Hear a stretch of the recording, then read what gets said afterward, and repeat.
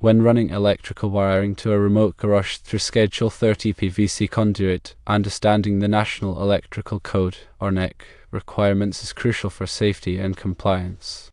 The NEC dictates the types of cables suitable for specific environments, and in this case, the key concern is whether to use underground feeder cable, or UF cable, or non-metallic sheath cable, or NM cable inside the conduit. The NEC mandates the use of UF cable when wiring in a conduit system that is exposed to underground or wet locations. While Schedule 30 PVC conduit provides a degree of physical protection, it doesn't guarantee a completely dry environment. Condensation, moisture ingress, or even accidental water intrusion can occur within the conduit. NM cable is specifically designed for dry, indoor applications. Its outer sheath is not rated to withstand moisture or direct burial. If an NM cable were installed in a conduit system that experiences moisture, the cable's insulation could degrade over time, leading to potential short circuits, ground faults, and fire hazards. UF cable, on the other hand, is designed for direct burial in the earth and is highly resistant to moisture, chemicals, and physical damage. Its construction includes a robust outer jacket that protects the conductors from the elements. Therefore, when running wiring in PVC conduit to a remote garage, even if the conduit is sealed, the NEC requires the use of UF cable to ensure long-term reliability and safety.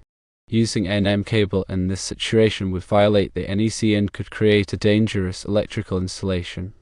Consider the environment your conduit will be placed.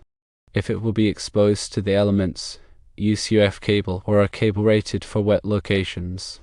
The purpose of electrical conduit is to provide a raceway for electrical conductors, offering both physical protection and a degree of environmental protection. Different types of conduit are available, each suited for specific applications and environments. Schedule 30 PVC conduit is a type of rigid polyvinyl chloride conduit commonly used in underground and exposed applications. It's lightweight, non-conductive, and resistant to corrosion, making it a popular choice for residential and commercial electrical installations. However, it is important to recognize that even when using sealed Schedule 30 PVC conduit, the interior of the conduit can still be exposed to moisture. Temperature fluctuations can cause condensation to form inside the conduit, and water can seep in through joints or fittings that are not completely watertight. Therefore, it is crucial to select the appropriate type of cable for use inside the conduit, taking into account the potential for moisture exposure. NM cable, also known as Romex, is a type of electrical cable commonly used in residential wiring for branch circuits, lighting circuits, and appliance circuits. It consists of two or more insulated conductors surrounded by a non-metallic outer jacket. NM cable is designed for dry, indoor locations only. It is not rated for use in wet or damp locations, underground applications, or where exposed to direct sunlight.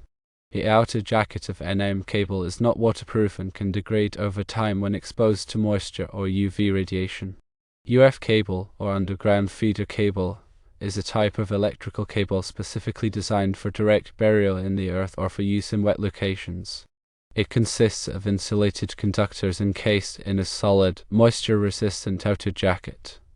UF cable is suitable for a wide range of applications, including underground wiring, direct burial, and use in conduit systems that may be exposed to moisture.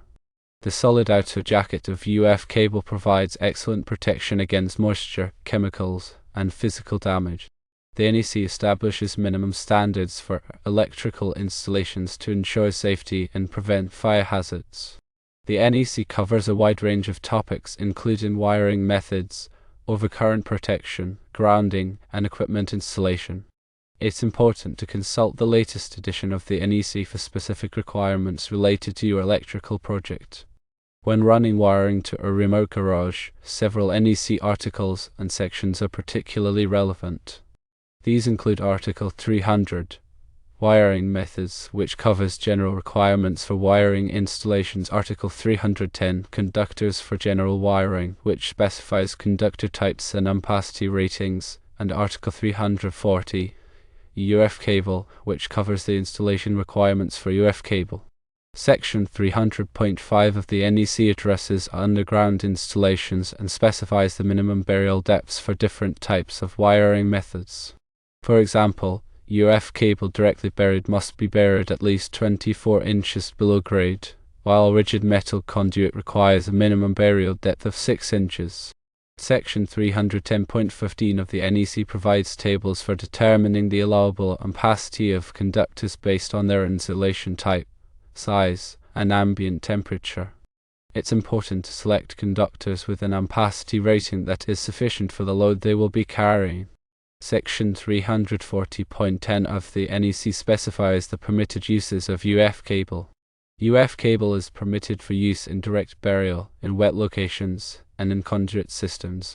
However, it is not permitted for use in hazardous locations or where exposed to physical damage. When running wiring in conduit, it's important to select the appropriate size and type of conduit for the application. Conduit size is determined by the number and size of conductors to be installed, as well as the bending radius required. Conduit fill requirements are specified in Chapter 9 of the NEC. It's important to ensure that the conduit is not overfilled, as this can make it difficult to pull conductors and can damage the insulation. When making connections to electrical equipment, it's important to use the proper fittings and connectors.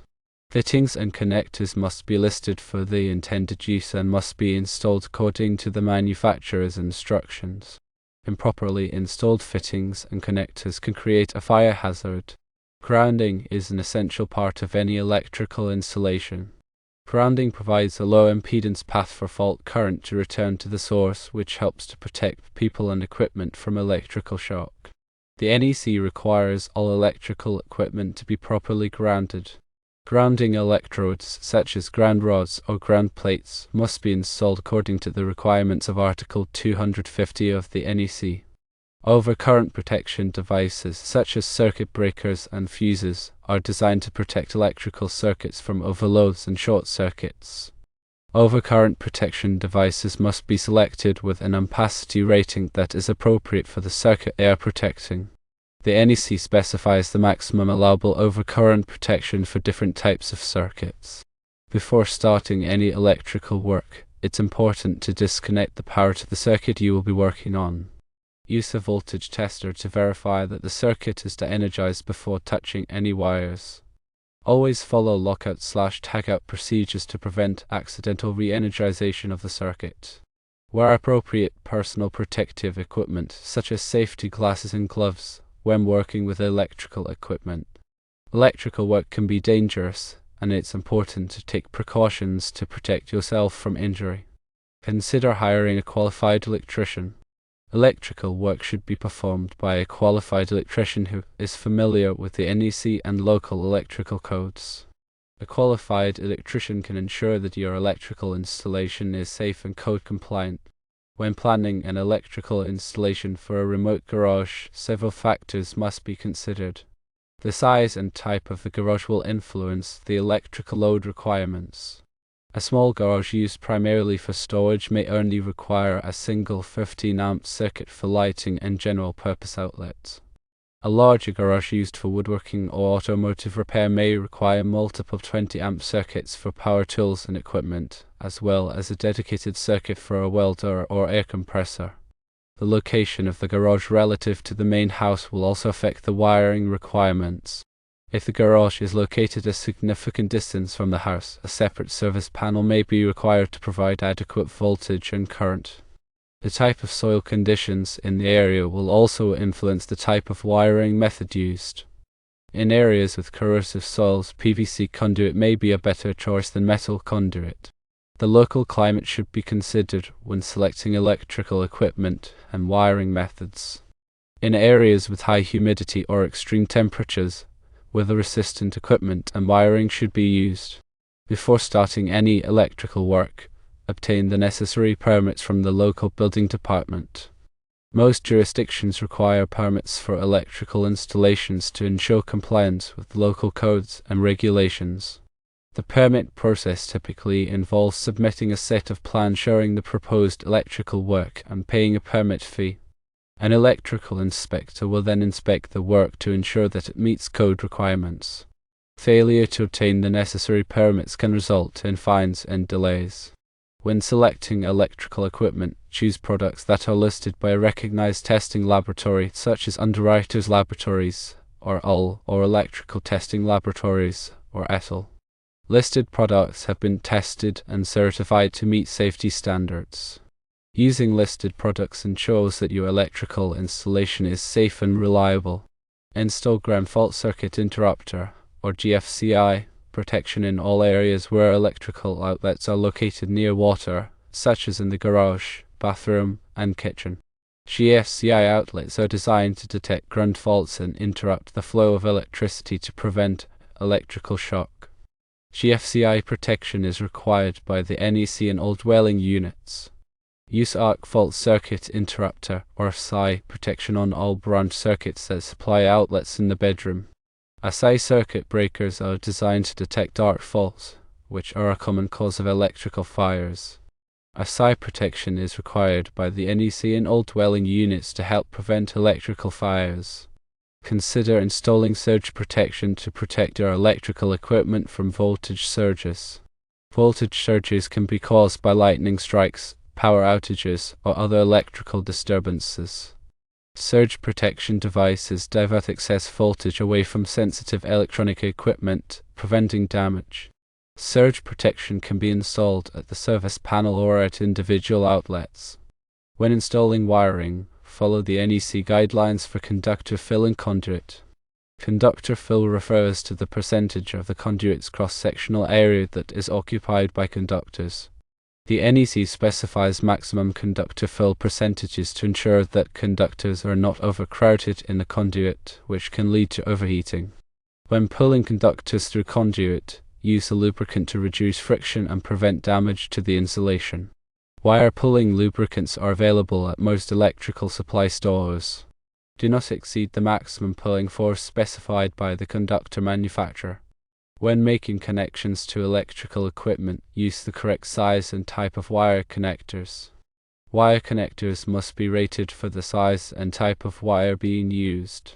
Improperly installed wire connectors can create a loose connection, which can lead to overheating and electrical fires.